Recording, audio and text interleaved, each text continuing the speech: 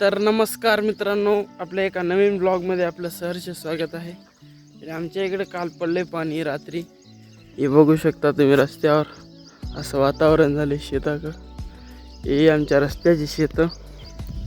तर मी माझा मामा आम्ही चालले शेताकडं फुलं तोडण्यासाठी मोगऱ्याची. तर पाणी पडले त्याच्यानं आज काय फुलं जास्त निघणार, कमी निघतात. आजचा जूनचा पूर्ण महिना संपला. महिन्याच्या लास्टला असं जोरदार पाणी पडलेलं आहे रात्री. आता चिखल तर असा आहे गाईज आमच्या इकडे जायला काय सांगता सोय नाही. त्याच्यामुळं आता आम्ही करून घेता पॅन्ट असा वरी. पॅन्ट वरी केल्याच्या नंतर लागतात चिखलाच्या वाटाला. बघा ये देखो गाईज चिखल. या असा चिखलामध्ये असं आम्हाला जावं लागते शेताला आणि चिखलामध्येच आम्हाला तोडावं लागतात फुलं गाईज. हे बघा गाईज, हे रस्त्याची ढोरं वासरं बघत बघत जावं लागते शेताकडं. हे आमच्या शेताची रस्ता. आणि आता आपल्या शेताकडं सध्या मोगऱ्याचे फूल आणि उसाशिवाय दुसरं काही नाही.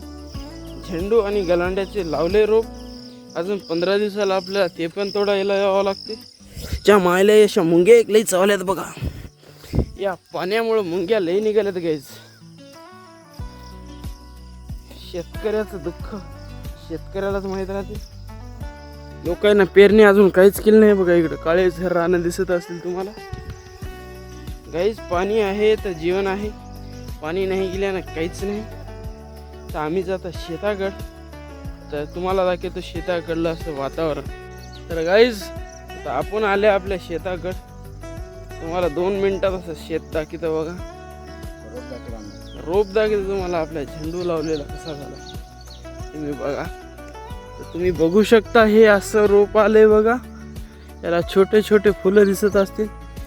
तर मी सध्या वावरातल्या वाटेनं काही जाईना, या बाहेरच्या रोडनं जातो.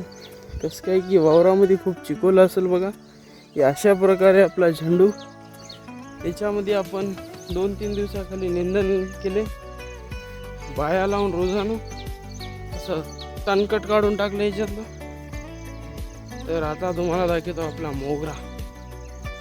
मोगऱ्याचं रान बघा तुम्ही गाईस. मोगरा तोडायला लय अवघड आहे बघा गाईस. असं काय की कंबर पूर्ण वाकून तोडावं लागते, त्याच्यामुळं कमरेचा पेन खूप येते बघा. आता तुम्हाला दाखवतो. हे असं वातावरण झाले पाणी पडल्यानं गावा शेताकडे बघा. हे पूर्ण माळ असा, हे बघा असं पूर्ण आबाळाचं वातावरण आहे. तर बघा आता दाखवतो. तर गाईज हे बघू शकता तुम्ही अशा प्रकारे मोगरा. तुम्ही पहिल्याच्या व्हिडिओमध्ये पण बघितला असं. पण पाणी पडल्याने मोगऱ्याच्या झाडाला एक अलगच रूप येते. आता पाणी पडल्याच्या नंतर 15 ते 20 दिवसामध्ये आपला मोगरा बंद होऊन जाते. मग आपला कॉलेजला जावं लागते आपल्याला डेली. कसं काय की आता कॉलेज चालू झालेत 15 तारखेपासून. तर गाईज हे बघू शकता तुम्ही अशा प्रकारे ते दिसालेला आपला ऊस आहे.